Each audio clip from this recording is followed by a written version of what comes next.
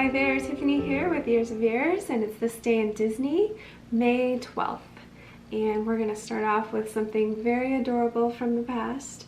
In 1934, Winnie the Bear, well, this part's not adorable, passed away, but at the London Zoo. But Winnie was 20 years old, which was normal lifespan, good lifespan for a bear. Winnie was affectionately known as Winnie and loved by A.A. Milne's son, Christopher Robin. So lots of people love Winnie because this bear was actually very kind and affectionate and playful and even gentle. The reason why, I believe, is because Harry Colburn of the Canadian Army Veteran Corps during World War I purchased her for $20 and from a hunter, and she was their little mascot and hung out with them, and he raised her, and so did the hunter who had her as well. So she was raised by humans and used to humans from a very young age. So during the war, when they were on their way to France and in England, they decided to, because she was getting bigger, leave her with the London Zoo. And so that's became her home since 1915 until she passed in 1934. And of course, Christopher Robin and his family went to the zoo, and that's where the relationship began. She was so loved by Christopher Robin that he changed the name of his own teddy bear from Edward Bear to Winnie the Pooh. I love this story, and I love that the whole series of Winnie the Pooh is based on a real bear who was very gentle and kind, just like Pooh Bear is. So that was really fun to learn about today.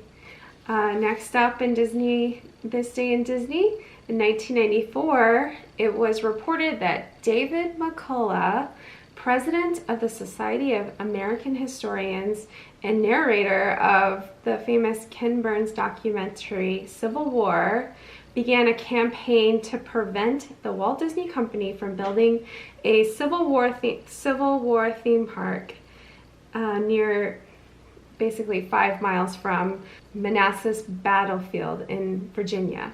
He created Project Historic America, a group of 30 historians and writers that will try to persuade, even there were protests, that Disney to basically go somewhere else. So this Civil War theme park was going to be Disney's America. This was Michael Eisner's creation or project, and of course, though Walt Disney loved America, and there's a lot of patriotic themes about the things that he did, especially like with Mr. Lincoln, great moments with Mr. Lincoln and Hall of Presidents.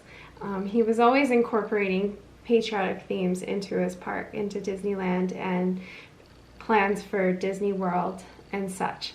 So I'm pretty sure that this would have been a positive idea to Walt Disney, but who could say? Disney's America would have consisted of 9 theme park areas, as well as thousands of hotel rooms and housing, a golf course, retail and commercial development.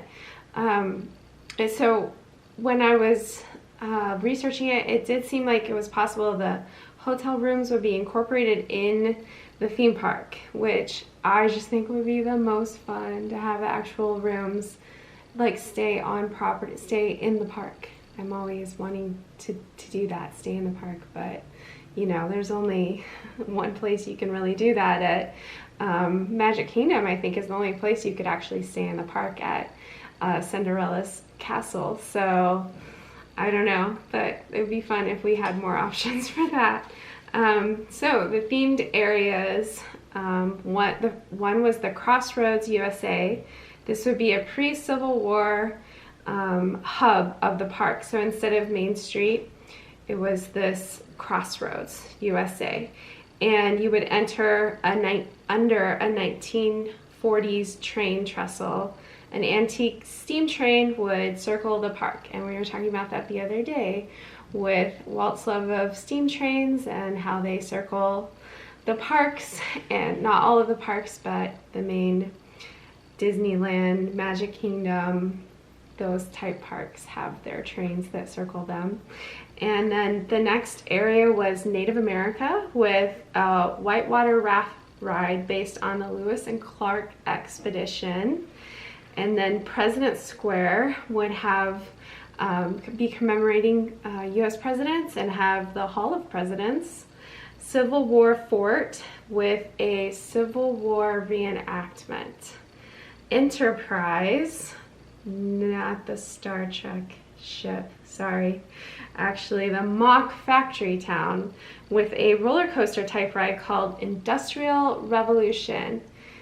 So very interesting. There would also be We the People, which would be a replica of Ellis Island and a tribute to all the immigrants that came to America between the 19th and 20th century. And also lots of restaurants and shops in this area.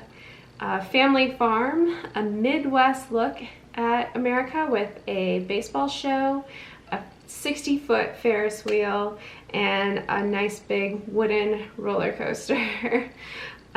Victory Field was the last area, and guests would have experienced what American soldiers face in the defense of freedom, driving world wars. So there was going to be like virtual reality technology sort of things that you could experience. Dueling inverted roller coaster, the first ever in the world. So Soarin' actually evolved from some of the ideas in Victory Field. So we did get Soarin' out of this park, and obviously you got Hollywood Studios, well, MGM Studios, and then Disney's California Adventure. So those types of things were done instead of Disney's America, because Disney's America didn't happen. We are not missing anything. There's not a Disney park in Virginia. I don't know. I think it would be fun to have this park. It definitely seemed like it was going to bring a lot of people to the DC area and to see all those national monuments and get people out. Obviously, there was a lot of pushback and protests and people who really didn't want this coming to Virginia or to impact their towns, their economy, all those different kinds of things. Probably would have boosted their economy there, but so I do think having kids experience those immersive old world situations or American situation is really cool when they can go into like Williamsburg and walk through the streets, or go to Boston and feel and see that history. And I mean, Boston's practically like a museum of a town. At least that's what Brad and I thought when we visited. I think those are good places for kids to experience. So I could see how maybe historians were worried that it would take away from those other American places, but also I think it would have been fun. But anyway, lastly for this day in Disney, on May 12th, 2017, Nemo and Friends Sea Rider opens in Tokyo DisneySea. So this is based on Finding Nemo and Finding Dory. And it is a simulator ride that you go into with like a bigger group of people, like 20 or 30 people are in there. It's similar to getting into the ride Star Tours, I guess, as far as being in there in a group in a simulator ride, but it's definitely different the way that the view, you have screens to the side and in front of you, so it's a little, I think maybe a little more immersive. I haven't actually ridden this ride. I did a 360 POV today. If you haven't done any 360 POV, since we're not able to go to the parks right now, I encourage you to check it out. Of course, if you have a VR helmet, it would be best. You can still experience it on your phone without having a VR helmet and be able to move your phone around so you can see the whole ride. So there's some cool 360 POVs out there of rides, especially like in the Asia parks and Disneyland Paris, places that are really hard to get to for us here, and I'm sure vice versa for everyone. So go check those out. They're really fun, but that's what I did for this ride. And so you get to basically shrink down, you know, in your imagination. Obviously you're not actually shrinking down, but you shrink down to fish size, and you go and hang out with Nemo and Marlin and Dory. And Dory sees you first and is kind of interacting with you, and she wants to know your name. She looks and thinks you have a tag on. It says Sea Rider, so she decides that's Sheila.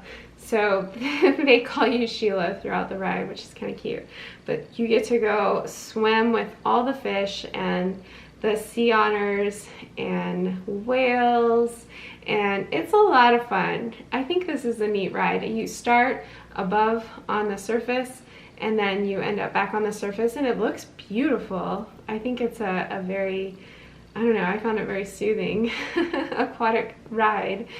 So that was fun to check out. So go take a look at that. That could be a lot of fun, and go check out some 360 POVs. I think those are really fun and good thing for us to be doing right now while we're, you know, social distancing and stuff. So you can experience that.